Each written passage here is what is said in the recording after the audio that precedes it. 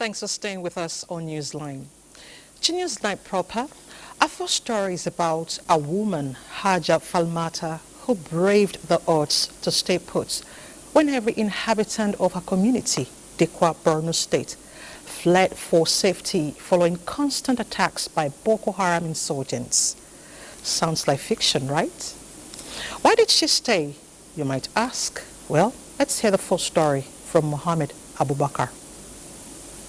It will amount to making an understatement to start narrating the massive displacement and losses to property and above all precious lives caused by the more than a decade-long Boko Haram insurgency in the northeastern part of Nigeria, Borno State in particular. History of such an unfortunate incident will not be complete without relating it to Dikwa, a predominantly Kanuri community noted for farming and commerce. It was a record that Dikwa, with a population of about 300,000 inhabitants, was for 4 good years a ghost town, meaning that all the inhabitants had to flee to become IDPs elsewhere, owing to constant attacks by the Boko Haram insurgents. NTA came across Haja Falmata, believed to be the only mortal who refused to leave Dikwa, as did all the inhabitants when the attacks by the Boko Haram fighters became ferocious and incessant.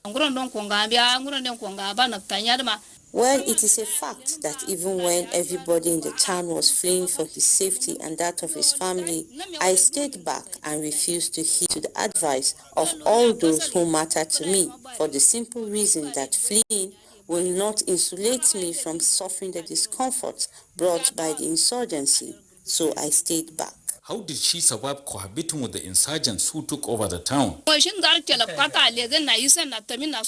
Well, they were all over the town when they realized I was the only person remaining. Some of them wielding arms even came to me, asking me why I was still staying in the town. My answer to them was that all those who fled did so to escape from suffering, but did that insulate them from the untold hardship they endured for a long period of time? I prefer to endure the hardship in my matrimonial home than to flee and suffer it as an IDP. She shared with the NTA how she used to fit in such a situation.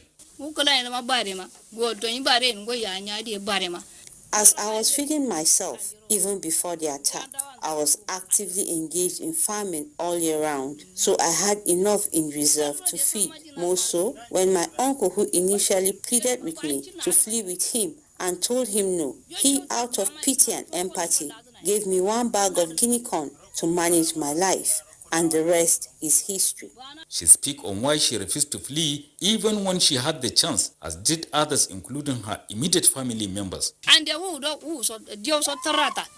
At the beginning of the attacks, we were 5 in number as siblings. When the attacks became lethal and incessant, the 4 of the siblings fled, leaving me behind, though in apprehension. I thought of the endless trekking, thirst and hunger often associated with life as a refugee, so I told myself to remain back, and so it was. When and how was Dikwa town freed of the Boko Haram fighters? The revelation by Ya Halima Bor is too vivid to be doubted.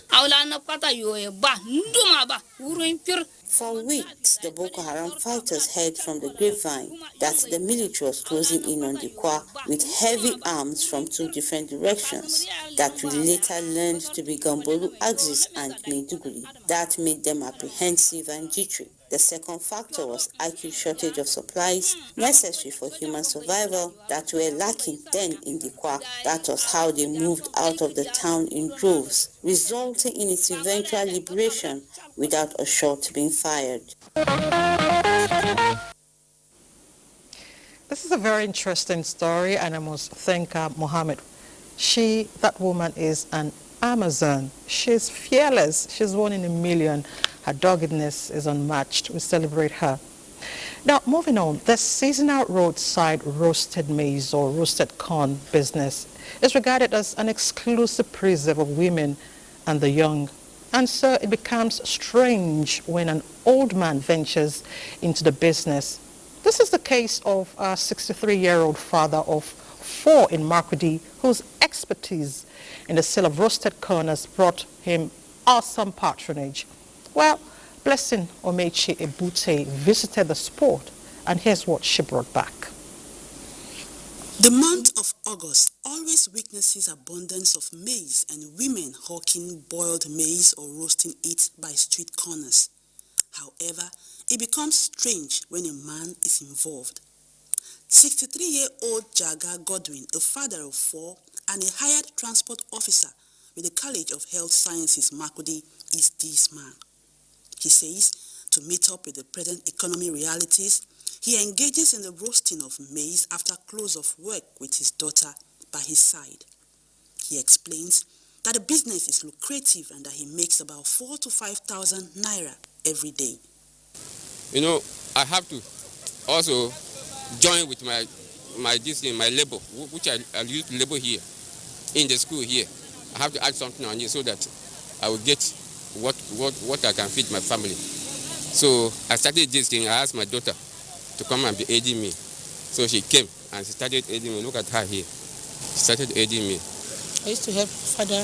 For us, he's a driver in college here. But for me to be, since we are just graduates now, we are not doing anything for now. So we were managing these comforts. He's the one that has been advising me, my father, that I should keep on, that we should be managing our account that we are doing. Paul Keshu, a student of the college, is a regular customer at Baba Godwin's maize stand. Looking at Baba, I feel motivated. Like, I love his energy. He's a very hardworking person. I want to be like him. We encourage him. We say we should continue. Maybe God will help you one day. So this is how the time God wants him to help you. So Baba is very happy of doing it. As we too are patronizing him. Every day as if he wants to do this, we come and stay with him here. For many who see this business as demeaning for a man of his age, Baba Godwin has these words for them. You should not relent on anything, because you can't just sit down and wait for somebody to come and give you. You have to strive it by yourself. You have to do it yourself. Like I can't wait for my children to come and feed me. Since now that I'm old, not that age that will stop me from doing something. So I used to come out myself, do it by myself, feed myself and them as well. There is indeed dignity in labor if pride will not stand in the way.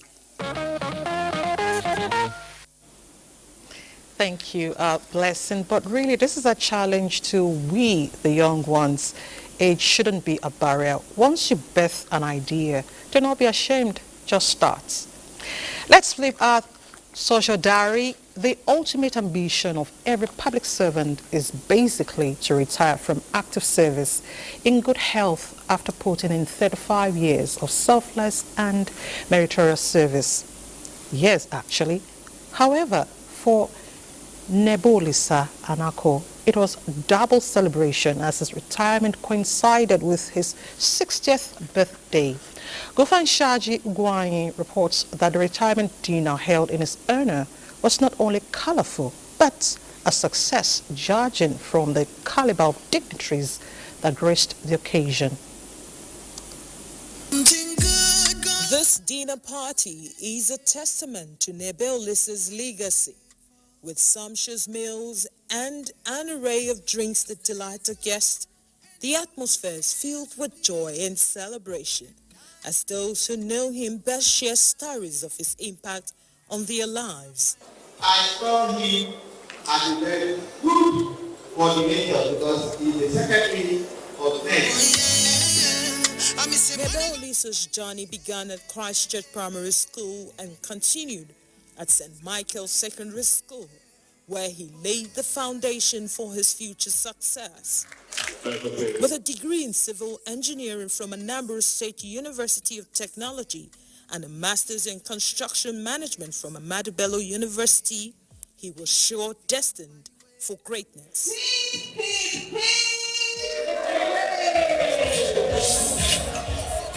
Throughout his career, Nebelisa served as a trusted advisor to ministers, supervised numerous projects, and became a federal permanent secretary at various institutions. He also led Team Nigeria to the Japan 2020 Olympics and was a member of the Presidential Transition Council. His dedication and integrity earned him numerous accolades, including fellowships from prestigious institutions. I give God the glory, and I thank the federal government. I thank my colleagues in my various places of work. I thank the head of Civil Service of the Federation, but most of all, I thank God and my family for the support I have throughout all this period, and for me to be able to work for 35 years and also attain 60 years and retire into a new phase of life. As guests shared their testimonials, they spoke of Neboli's kindness, mentorship, and commitment to excellence. The theme of the party is that he is retired but not tired. I want to say to him, there's still so much more he can add to the betterment of the society. He's a go-getter. That's one thing I like about him. Having served the nation for 35 years meritoriously is something to be grateful for. And we are saying happy retirement. The thing that stands out to me is his integrity and humility. I like my father very much. He's a very approachable person. The highlight of the evening came when Neboli took to the dance floor, surrounded by friends and family, and showed off his moves.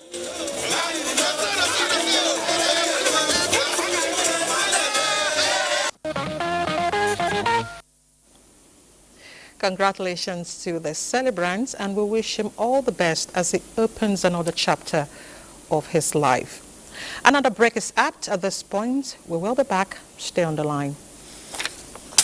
MCOAN is thrilled to announce NEMSEA 2024 is here again. Join us at the Nigerian Electronic Media Content Exhibition and Award on the 7th and 8th of August 2024 at Radisson Blu Hotel, Ikeja, GRA, Lagos. Meet industry leaders, buyers and financiers at the content market. Engage with top professionals at the conferences and revel in the glamour of the awards. Let's connect, share ideas and grow together at NEMSEA 2024, Nigeria's premium marketplace for the discovery and exchange of electronic media content. Be part of this exciting event. Register now at nemsia.com. See you there.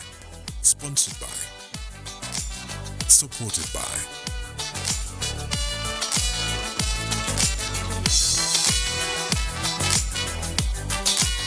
An initiative of the Electronic Media Content Owners Association of Nigeria, MCOAN. In a land of peace and harmony, we cherish our freedom and unity. But around the world, we've seen how protests can spiral into chaos. What starts as a peaceful protest can sometimes end in anarchy, tearing communities apart. My advice to these young people is please do not take us back those harrowing days. So those who experience it will run away from it. Let's learn from these experiences. Let's value dialogue over destruction. Together, we can build a brighter future. Let's choose unity. Let's choose peace. Join us in the Peaceful Future Initiative, because together we can make a difference. Relief is coming. More wages, reduced costs. Nigeria's national minimum wage is now 70,000 naira, and it will be reviewed every 3 years. The federal government will commence immediate implementation, and state governments are being encouraged to follow suit. With the presidential CNG initiative, transport costs are coming down. Are you a car owner or a transporter? Visit www.pci.gov.ng to find out how you can benefit from switching to CNG. This is the renewed hope. Imagine lovely meals you can cook with these ingredients. You spend heavily, but no guarantee of a tasty meal. Not making a right choice of seasoning cube can ruin your meal, money, and confidence. For a tasty meal, do not compromise. Choose Gold. Use Terra Gold for the rich, consistent taste your loved ones crave for. Good for soups, stews, and jollof. Terra Gold. 1 cube, endless possibilities. Come on. Let's go. Darling Natural Twists blend with her hair over time. Yeah, that's perfect. She's really more beautiful every week. Darling Natural Twists get better every day, just like you.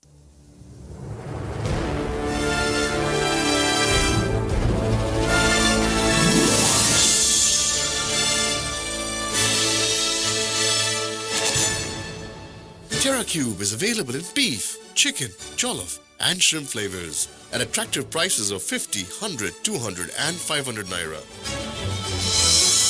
Terra Cube. Unwrap joy.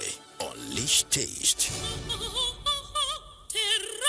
Ovaltine now comes in a new look with same great taste. Ovaltine multi-chocolate goodness, enriched with calcium, malt, and vitamin B12 to support learning and playtime. Ovaltine, smart choice for smart kids.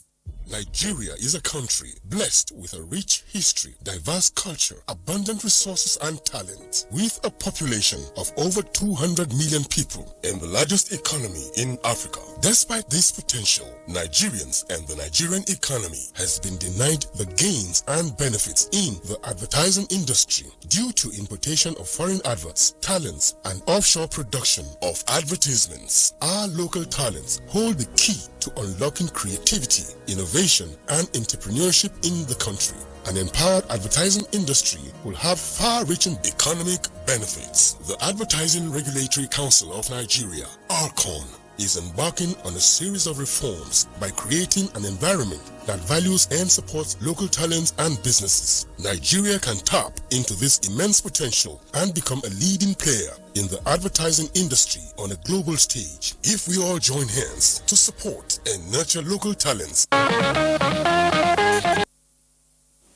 You're still watching Newsline. Now let me whet your appetite. I want to introduce you to a delicacy, especially of the people of northern Nigeria. This delicacy is very nutritious because among the ingredients are fresh and local spices. We hear that because of the nutritious value of this meal, it tends to improve longevity. Zainab Adam will tell us about this delicacy and why it is winning over so many hearts and taste buds. That is a typical Nwanke joint, a reflection of what a person sees in most streets and squares across the cosmopolitan city of Maiduguri, with customers struggling to make a purchase to satisfy their hunger. Nwanke, in English called beans dumplings, is a unique delicacy made from a mixture of beans, wheat, dried cassava, baobab leaves powder, potash, and of recent flour, mostly found among the Hausa people, with powdered pepper meshed with edible oil, mostly that of groundnut, to serve as a meal. In this market, known as the Gamboru market, residents are welcomed with the sounds of grinding machines, the majority of which are grinding Nwanke flour prepared to their taste. People have now shifted massively to buying cassava flour and making Nwanke, unlike before. You wondered how the hands are moved in throwing the dough into a pot of boiling water to cook, right? It is consumed by every class at any time of the day, and it can be mixed with moi moi, cabbage, salad, sauce, boiled egg, and fish that when taken as a meal keeps a person at bay from craving for food for hours. If you eat Nwanke in the morning, it will last you till evening. You will just be drinking water. It's delicious. And frequently, I normally do, let's say, 2 days interval. Eating Nwanke is like eating swallow. It sustains a person. Could it be that Nwanke is replacing biscuit, and why is it so? Biscuit has become even more than rice in the course of price because it's very scarce now even. If I'm to choose between biscuit and Nwanke, I will go for Nwanke because of the taste. I prefer eating Nwanke than biscuit because I enjoy it the most. To the sellers of Nwanke, it is a thriving business with relative patronage at all times. We thank God over our business. People are patronizing us. I gather a lot of people here and I make about 100,000 naira sales in a day.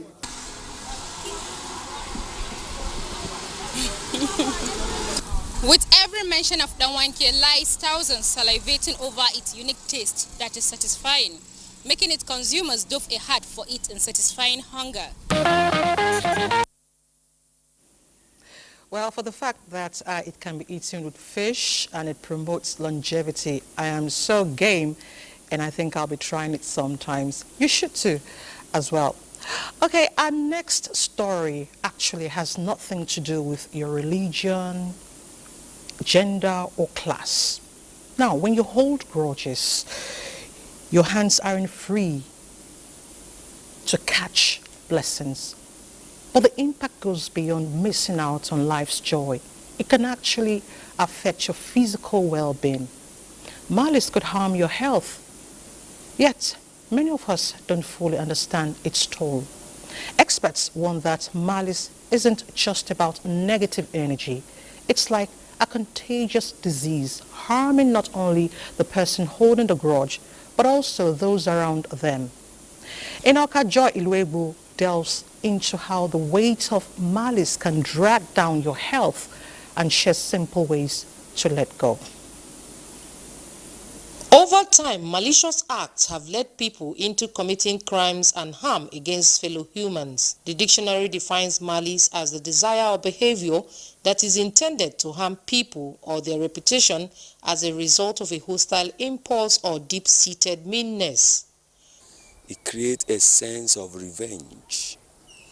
And when you see the offender, you always try to harm, you will always try to retaliate.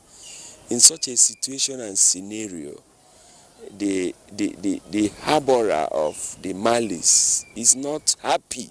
When you are having malice against someone, actually your mind is not at rest. So you'll be the one suffering it.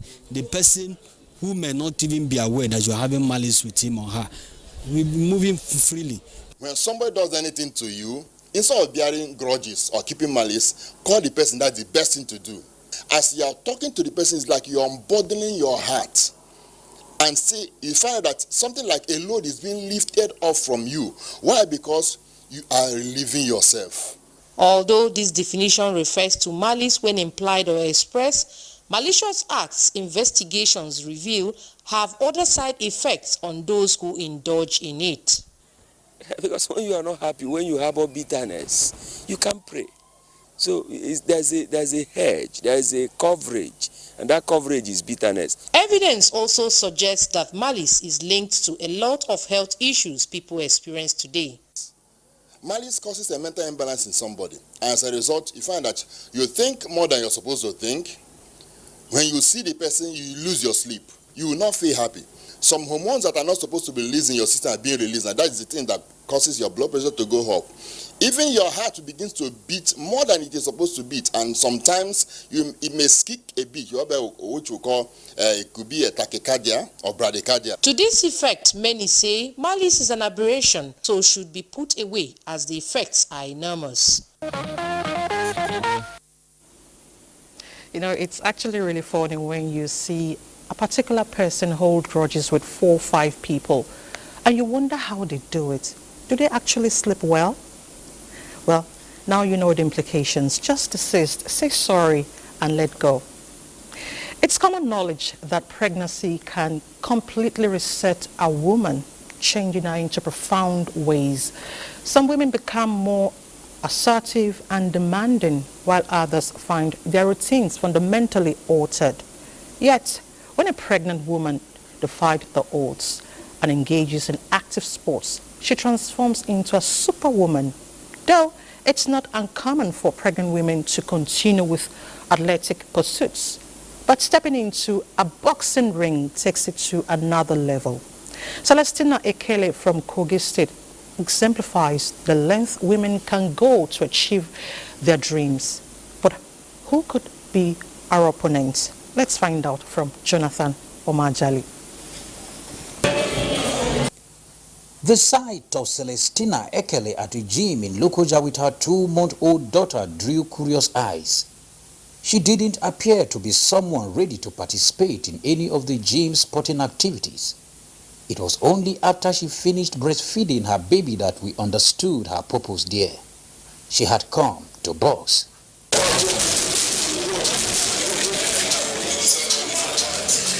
Celestina, a professional boxer, is a mother of 3. She has represented Kogi State in several tournaments, including the Abuja Festival in 2018, just 5 months after giving birth to her first child, and the Edo 2021 Games, where she competed while pregnant.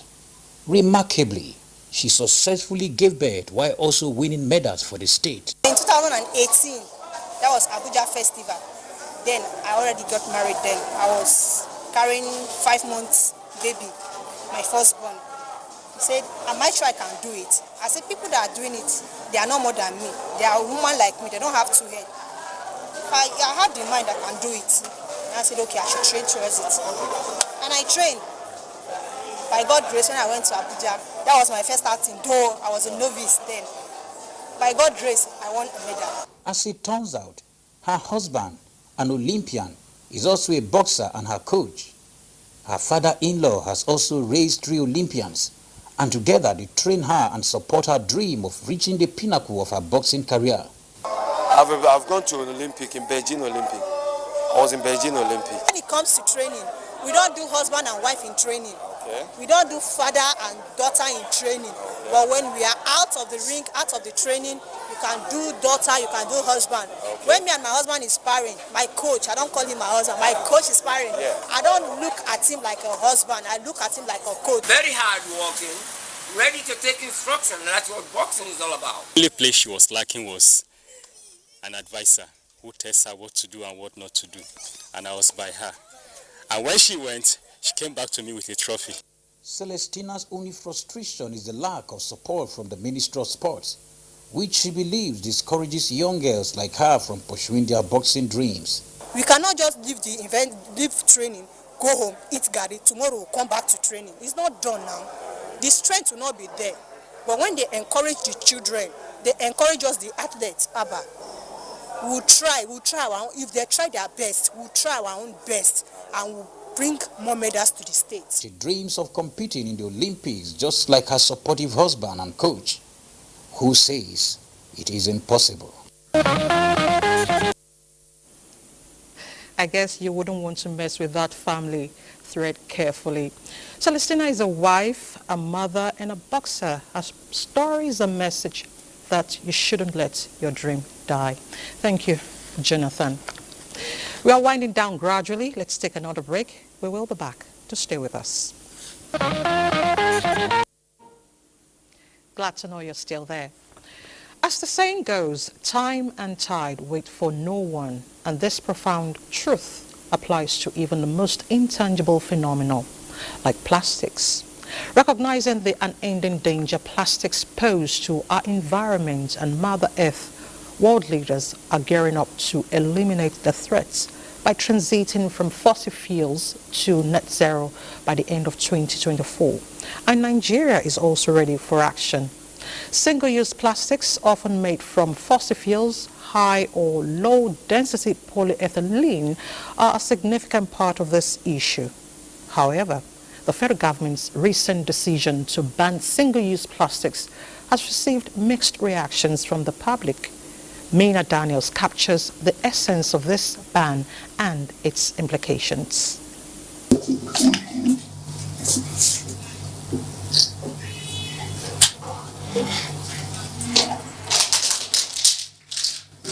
I just saw you squeeze a single-use plastic, the cup you just drank with and dropped in the bin. Do you know the effect of that single-use plastic to the environment and to health generally? Any ideas? No? No. Okay. Single-use plastics are plastic products that can be used only one time, after which they are disposed of. Plastic bags, straws, spoons, bottles, and cups are examples of common single-use plastics. Oh, definitely, it's something that is not biodegradable plastic, so it takes a long amount of years for it to decompose, and so it has effects on the soil. It has effects on the environment. When you see videos of how plastics pile up in water, especially in the marine areas, it affects marine life, because when it goes down, it kind of destroys the marine body, so it has adverse effects. Nigeria produces 1.3 million metric tons of plastic annually. The waste of it is 2.5 metric tons of plastic annually. And in all of this, Lagos is responsible for about 870,000 metric tons, What do? Nigeria, at the same time again, is the largest producer of plastics in Africa. Federal Ministry of Environment banned it. If you go there now, they are out selling pure water around there. There are almost 168 million sachets of pure water consumed in Nigeria every day. To control the damaging effects of these non-biodegradable materials, the federal government has announced a ban on single-use plastics in its ministries, departments and agencies. The Federal Ministry of Environment proposed and Council approved that a ban is placed on the use of on-the-go plastics, what we know as single-use plastics. While like TJ, most Nigerians are guilty of using single-use plastics. But however, with a targeted ban by government, it could actually turn around to be the beginning of a national action against single-use plastics. So why don't you look for a healthy alternative now rather than later?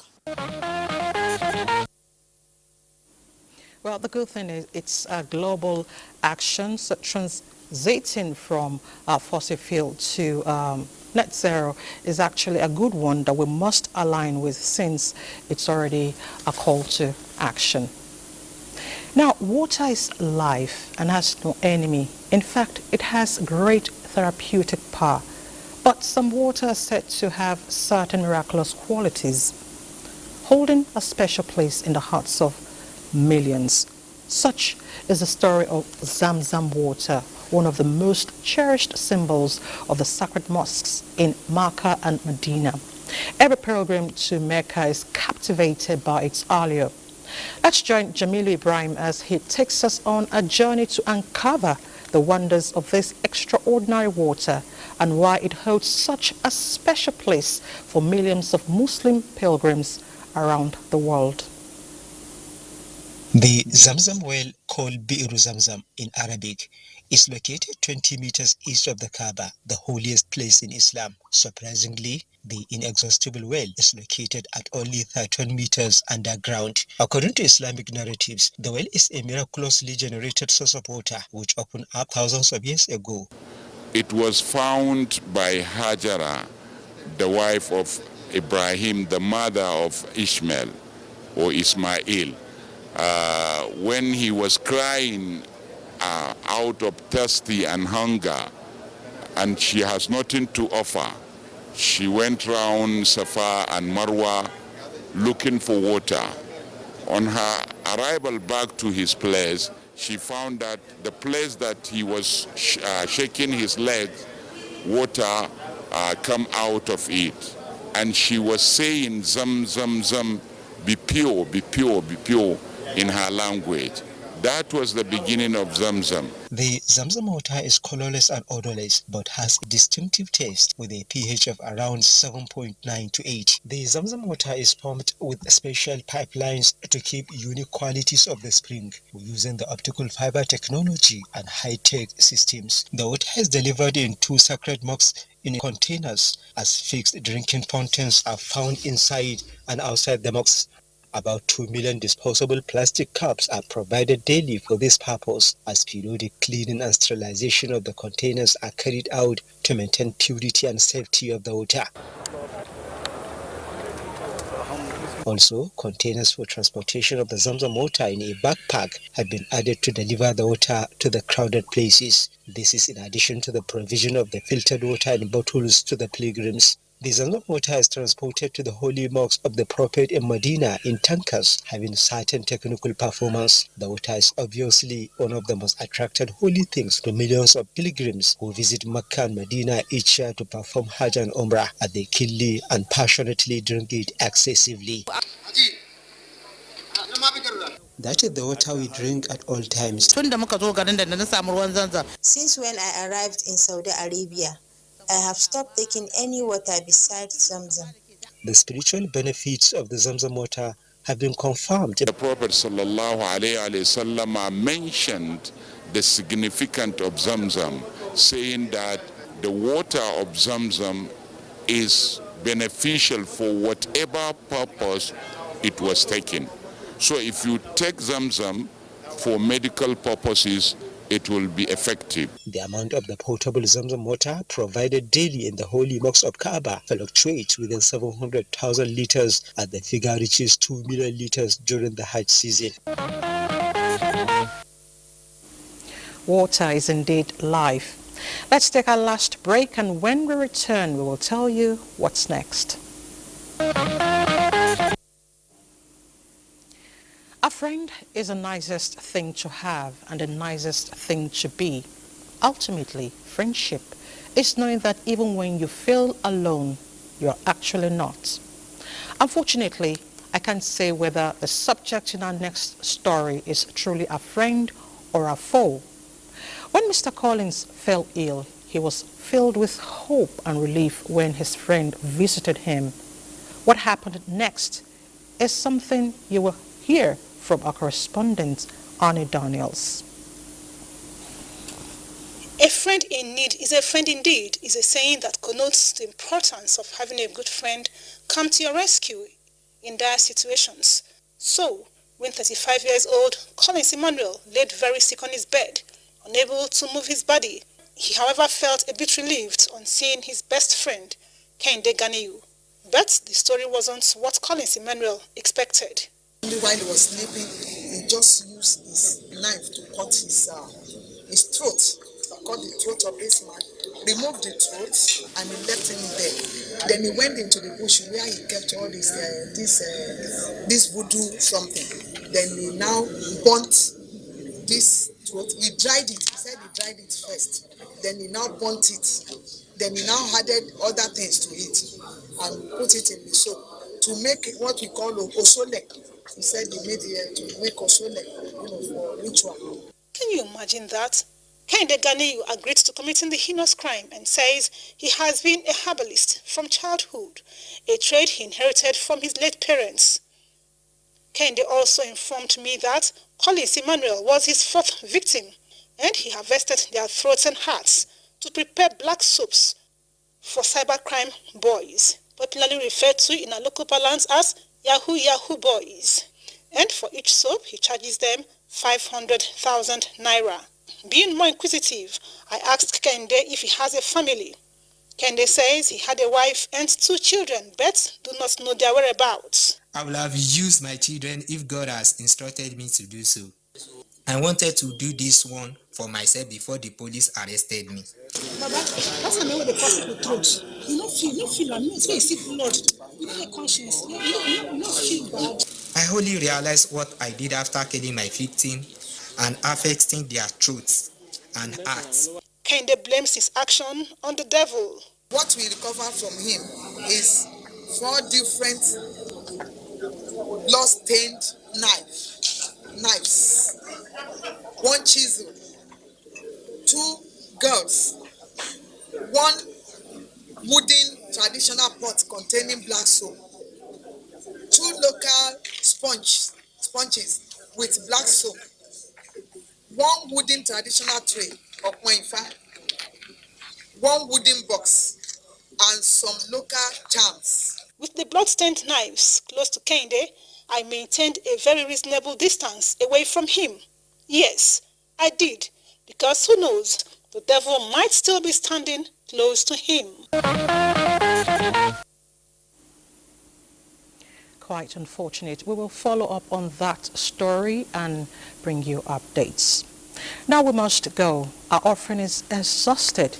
If you enjoyed our company tonight, which I'm sure you did, come along again same time next week. The package, I promise you, will be more interesting. Until then, do well during the week. Stay warm this weather. God bless Nigeria.